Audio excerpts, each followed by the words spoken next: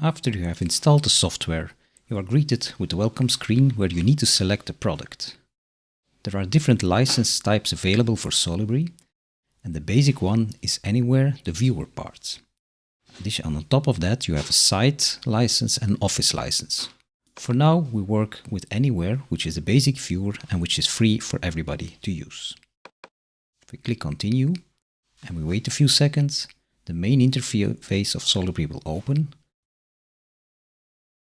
Once the main view loads, you get an overview of recent files, and these are files which have already been installed when you installed Solibri.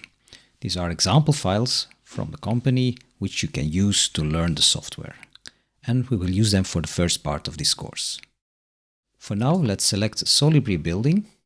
If we press enter, or we can use the context menu, we can open the model and it gets loaded inside Solibri. After a few seconds, this model, which is not too heavy, will be opened in the main overview. You also get a pop-up window asking you to indicate, optionally, a short name and a discipline to this model. For now, when we open only one model, that does not really matter, but in a large project, it can be helpful to give a very short reference name to each of the models you load in the project. The discipline is used later on when you start filtering models or when we start setting checking rules. In this case, it's a main architectural model, so the default selection is fine. When we press OK, we can now start navigating around the interface. It is a flexible interface and there is a default setting, but you can set it up however you want. From time to time, you also get a pop-up window to give you a little bit more explanation about the interface or things you can potentially do. In this case, we will close the tip and we can do it at a later stage. At the top of the menu, you get the file, model, checking and the other tabs or menus. The file menu, which we saw already a few seconds earlier, but we start now with the model view. The model is the main interface, the main layout interface, and in this case, we have three different panels, a model tree panel, an info panel, and a 3D panel.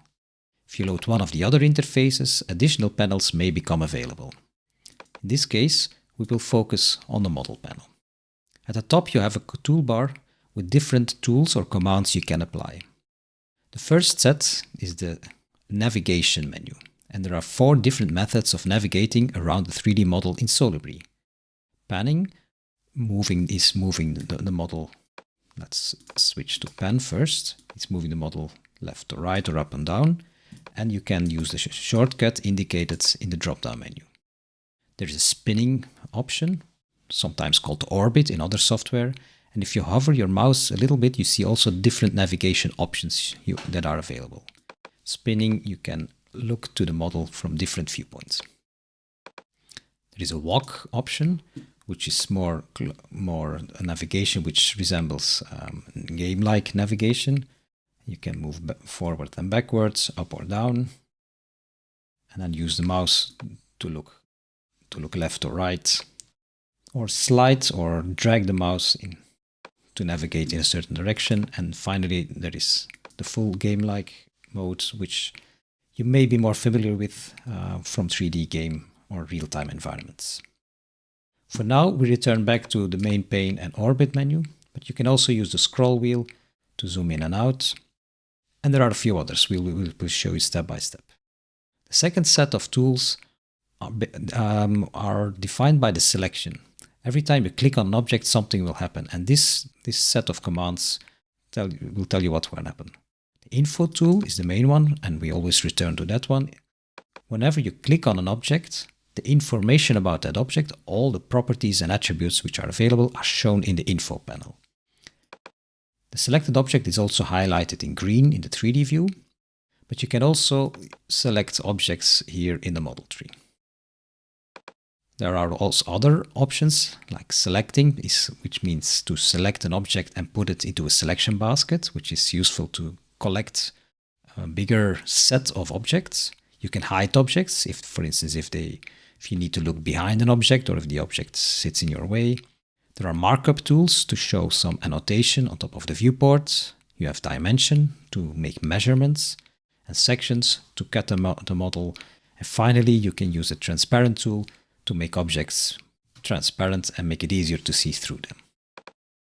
There are a few global visibility options, and one which is very important is show all, especially once you start, for instance, using the hide tool and you start hiding objects by clicking on them with the hide tool. For instance, with the hide tool or with the transparent tool,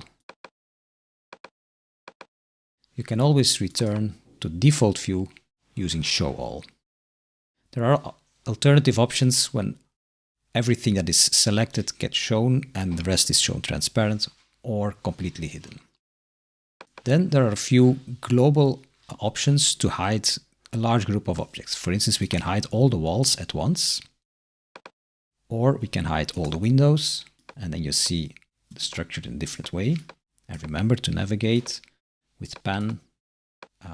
If you want to return to the initial view, we can always return to show all. There is an option to show or hide the model based on building stories.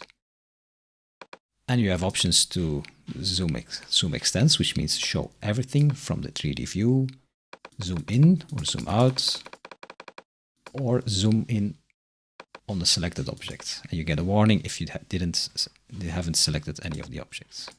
We need to actually use the select, and that's something that you might trip you up from time to time. You have to really make a selection, and Solibri zooms up to the selection. Selections are shown in blue. You have an option to return to one of the default viewpoints, for instance, one of the side views or the perspective views or a top view. And with a small animation, Solibri will help you to understand where you are in the model. And finally, you have an option to switch between a perspective or an orthographic projection. There are a few more options. One is the navigation map, and the navigation map shows a small top view to help you navigate around the model. You see that your viewpoint will be updated automatically. You have an option to show a few so-called footprint controls, which helps you to visualize the different stories and a projection of rooms and grids. So we get a subset of the 2D representations based on what is in the model.